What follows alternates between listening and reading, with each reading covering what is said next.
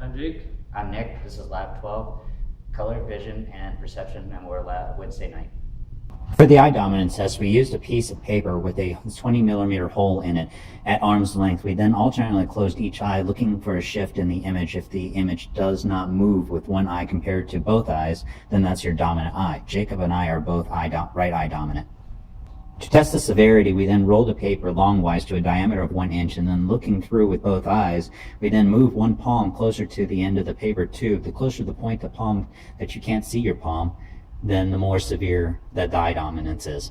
To test the field of view, we used objects to mark the furthest edge of the view. Using trig, we then found the overall field of view to be 210 degrees for me, 213 degrees for Jacob.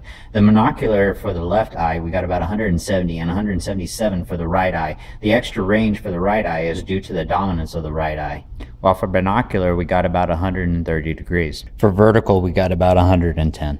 Visual acuity is a test to see how well or how clean the image is. By using the Snellen chart, which uses letters and a font that makes it harder to see and the variations between each letter, you stand at about 20 feet and read the lowest line you could possibly read, and a number next to that line will tell you the distance that the standard observer can read that line, given as the distance as you can read over the distance as the standard observer. So what Jacob was able to see at 20 feet, the standard observer was able to see at 20 feet as well, so he had a 20/20 vision. While I was able to see at 13 feet, the standard observer was able to see at 20 feet, so I would have a 20/13 vision with contacts. The FACT test, or functional acuity test, is the ability to see contrast at low resolutions. Using 5 spatial frequencies and 9 different levels of contrast, and determining the last grading for each frequency that we can see the contrast, and then plotting that level for each frequency will then determine this contrast sensitivity curve. For the blind spot of the eye, we looked at 2 letters that are separated by a known distance. While closing one eye and focusing on the opposite letter, we move the screen back until the other letter disappears. That's our blind spot for that eye. This is because of the optic nerve passes through the optic disc, resulting in less light-detecting photoreceptor cells on the optic disc. All vertebrae have this problem.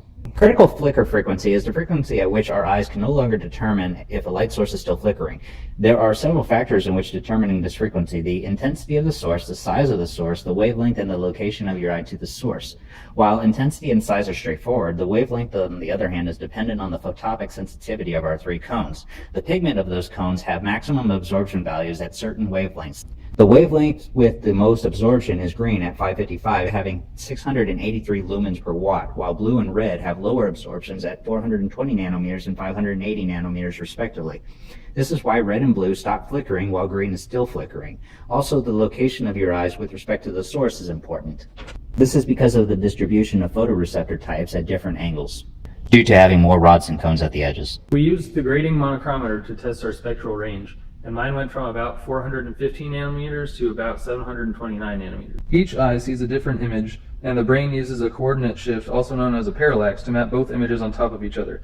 This creates a single image called a cyclopean image, named after the Greek monster Cyclops, which only has one eye in the middle of its head. This is how we see in 3D, and how 3D movies work by showing a slightly different image in each lens using polarization, giving the same effect as looking at a 3D object with your eyes at 2 different angles. The Magic Eye Book works just like 3D movies, except for the 3D movies allow you to put the perfect images into the lenses already, so you don't have to do any work. But the Magic Eye Book is more difficult because it forces you to look cross-eyed or wall-eyed in order to see the images at different angles. Using these 2 different techniques, you can take a Magic Eye picture like the one you see here and make it look similar to something like this, where it's in 3D. Rods are colorless and used to see at night and in your peripheral vision, where cones are used to see color vision and used more in the daytime and in the center of your vision. There are 3 types of people. Trichromats have all 3 cone pigments, dichromats have 2 with 1 missing, and monochromats only have 1, so they're completely colorblind.